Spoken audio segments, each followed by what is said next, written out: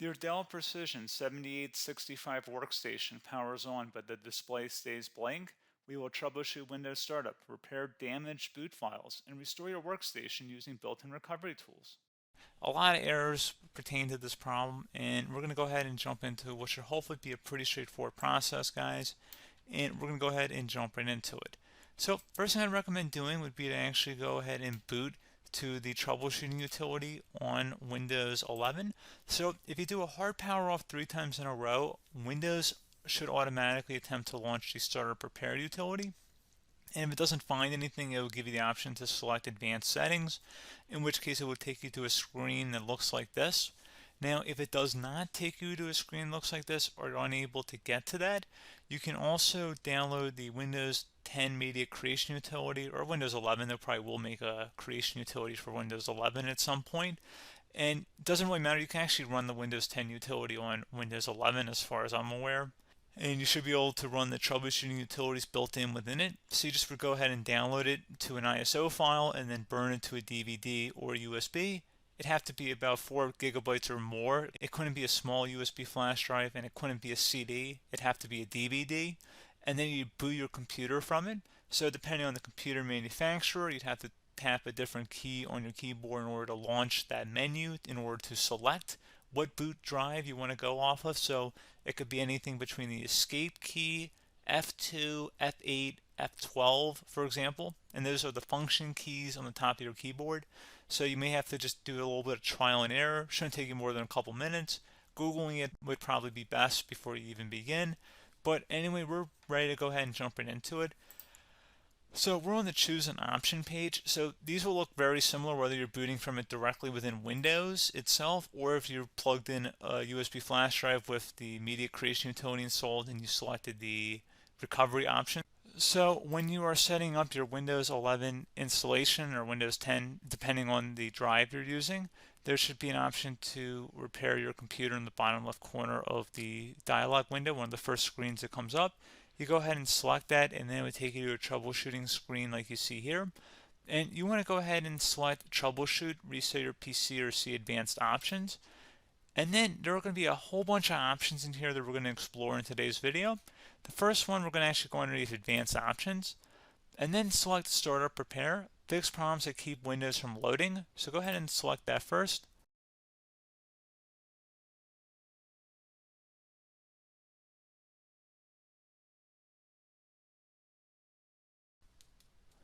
Okay, so you can see it could now repair our PC. That was our first option we could try. Something else, if we go back into advanced options here and then select troubleshoot, we're going to go underneath advanced options again.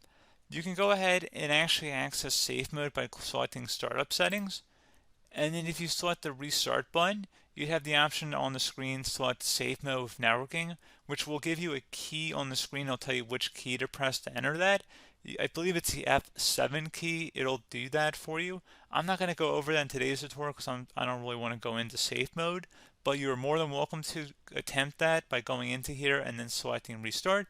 Again, it'll launch another screen. It'll say what key do you want to press, and it'll give you like 7 or 8 different options, and you want to select safe mode with networking. There's also an option for a command prompt too, but that's going to be something we're going to cover later in this video, and we don't even have to go through that in order to access it. So that's why I'm not going to really push for that, because unless you know exactly what's causing the problem, you probably don't need to go into safe mode. Unless you're trying to recover files, in which case then you definitely can go into safe mode, but we're trying to actually recover our computer here. So I hope that makes sense. Something else we can also try here as well would be to uninstall updates, remove recently installed quality or feature updates from Windows. So if you go ahead and select that, you can uninstall the latest quality updates, which generally is the more day-to-day updates. Feature updates are the less regularly released ones, like the big ones. I would equate it to service packs in like Windows 7 and Windows Vista and Windows XP. So larger updates that occur once or twice a year at most. And the quality updates are more just a regular update. So probably obviously depend, it'll take longer if you're going to try and uninstall the latest feature update versus quality update. And maybe you don't need to go back that far. So just giving you guys a couple of pointers with that.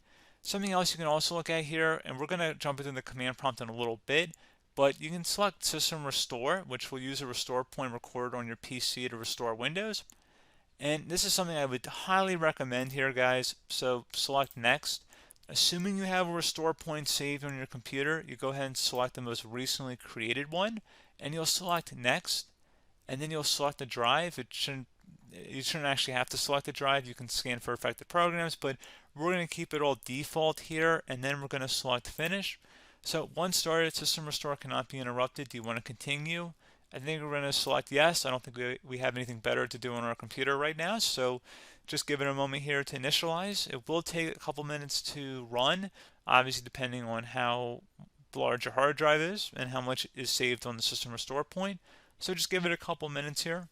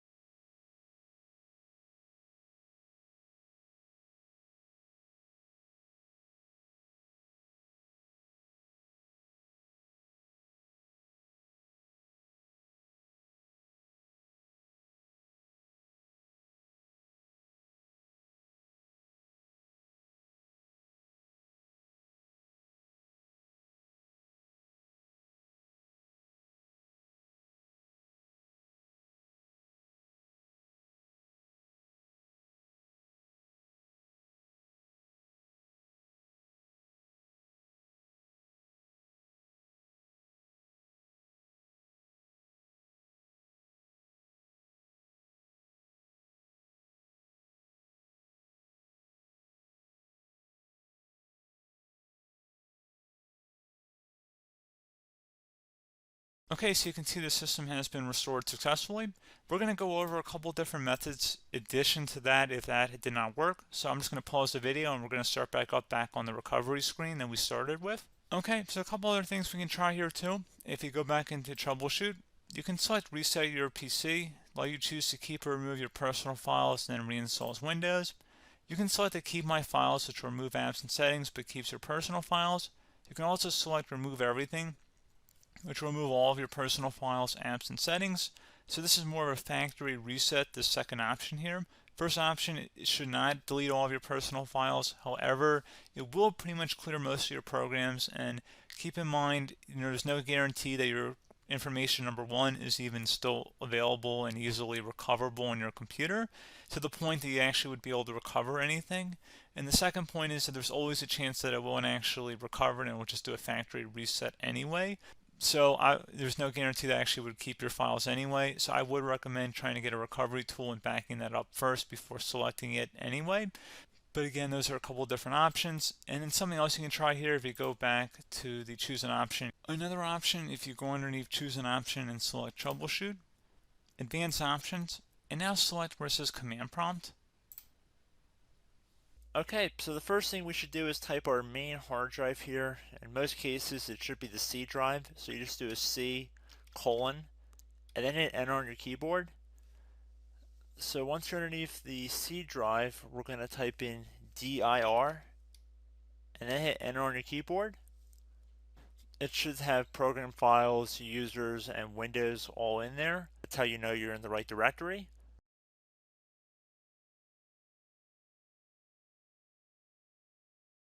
In some cases, it might be the D drive as well, so just keep that in mind.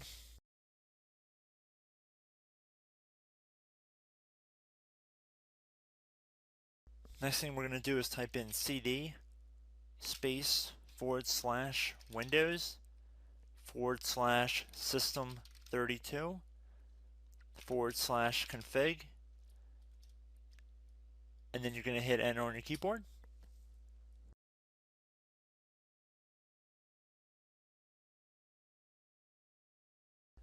So now you're going to type md space backup. If you've seen other tutorials, it might also say to put down md backup. That's because the backup name is pretty common when you want to back something up. So you can name this whatever you want, doesn't have to be backup. So if you've already made a backup folder in the past, you could do backup 1, for example.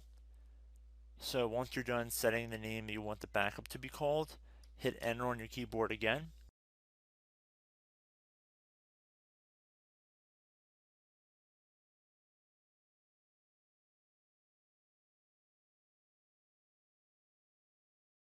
At this point you want to type copy, C-O-P-Y, space, then you want to do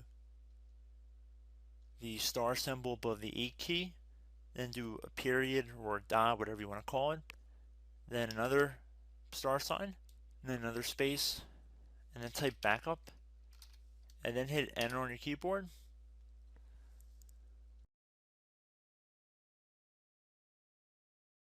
Now you want to type cd reg back, R-E-G-B-A-C-K, and then hit enter on your keyboard. So now that we are under the reg back, so now you want to type dir again, and then hit enter.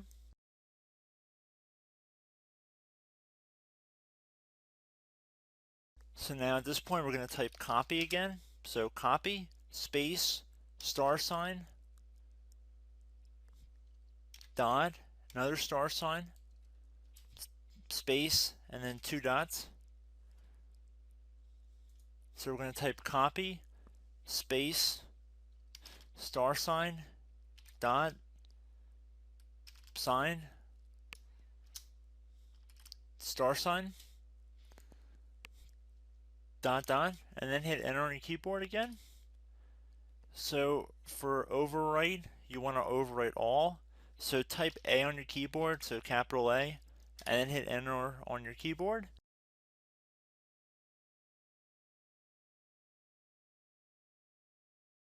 So at this point you should be good to go. You can close out of the command prompt window, and if you accidentally continue to Windows 10 you should be all set. So I hope one of these 3 or 4 different methods we went through in this tutorial helped you guys out.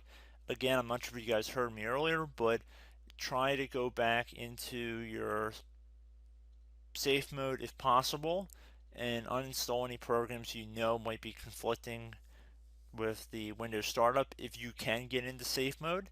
So just keep that in mind. Something very simple like that could be blocking up everything. So again, I hope this tutorial helped you guys out, and I will catch you in the next tutorial. Goodbye.